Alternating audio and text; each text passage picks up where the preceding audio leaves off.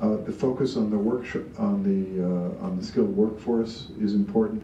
We really need to make more pressure on high-tech visas. You know, I talked with President Hennessy of Stanford, who describes it as a form of madness to spend between $150,000 and $200,000 educating a foreign national who wants to stay in the country and work in your companies and teach your children, and we throw them out. And everybody says, oh, well, you have to look at this as part of all broader immigration reform. Yeah, well, broader immigration reform may take until the end of time. I mean, we need to do something on this, and we need to do it now. The universities, to some extent, have established some exemptions there. Not a bad plan. If you can't fix the broader problem, cut out pieces. But the pieces need to be broader. It is galactically stupid to make it difficult for people who are skilled and well-trained at our expense leave the country. We need major investments in innovation, and they've got a good start on that. One of the things that I've been talking with your leadership here about is trying to attract EDA grants. Often they do, often they help people who build on the floodplain rebuild on the floodplain so that the next generation can help them rebuild on the floodplain. But high-speed rails would be very interesting. We have a fixation here that railways somehow should make money for passenger rail. I don't understand why that is an issue. We don't make money on the interstate system. And if you, when you are finished your work in Brussels, as I was last week, it's an hour and 22 minutes to show up in Paris. This is completely changing the geography of Europe. You enable people to do work faster. I'm not even talking about the channel, which can take you, instead of a 5-hour trip from downtown or 6-hour trip from downtown Paris to downtown London, you could do it in a few hours and read comfortably and not have anybody follow your body, unless you personally encourage them. So some of the new innovation initiatives on clean. We have ARPA-E, which is $300 million. It's uncertain how that's going to survive in the new Congress. Very interesting energy innovation hubs. There's this new Startup America initiative.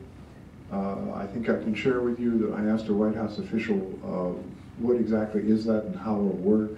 And she said, well, we're still working on that, but it'll be good when they figure it out.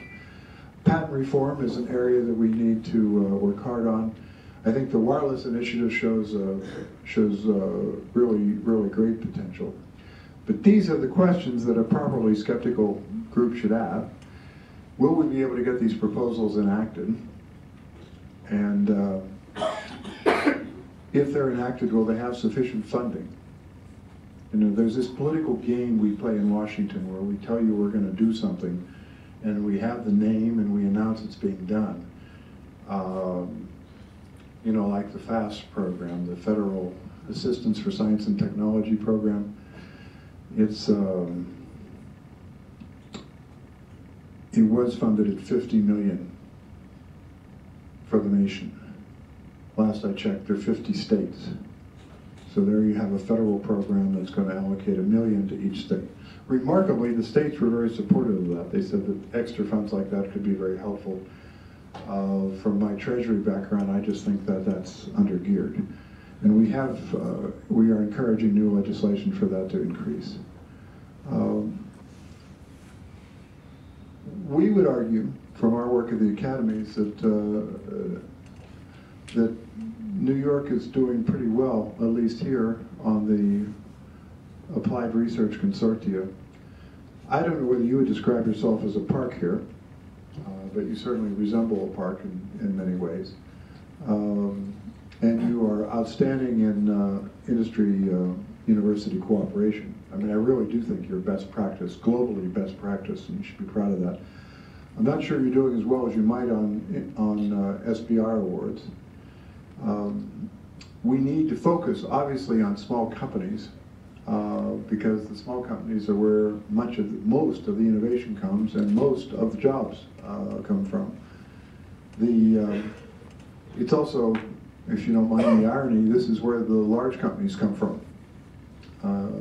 You know, in Europe and in China, nobody has a Google. There are very few that have, well, no one has an Intel and no one has a Microsoft, and they all started small. And we do have really major advantages here. You know, even if you talk to the Germans even today, you know, the old quip, if Bill Gates were German, there would be no Microsoft. The idea a young man who hadn't finished his studies would try and get money from venture capitalists who were generally absent in that period in Germany, and even today he would not qualify. There's a wonderful article in the July 2009 Fortune magazine where two founders of a company talked about leaving Stanford and confessed that they were really concerned that they would make fools of themselves. They thought they had this idea for a search engine and they weren't sure it would work. And so the dean of Stanford said, well, why don't you try? See if you can get some backing, go out, take a shot at it. You'll never know if you don't do it. And if it doesn't work, just come back, pick up where you were in your PhD program, off you go. So that's how we got Google. Larry and Sergey agreed. Now in Germany, if you leave the state doctoral program, you have gone to the dark side. You are forever out of that program. There is no way back. We need to do more paths that allow people from universities to take entrepreneurial leave, take a sabbatical where they're allowed to start a company and come back. We still have barriers in that area, despite a much more positive attitude.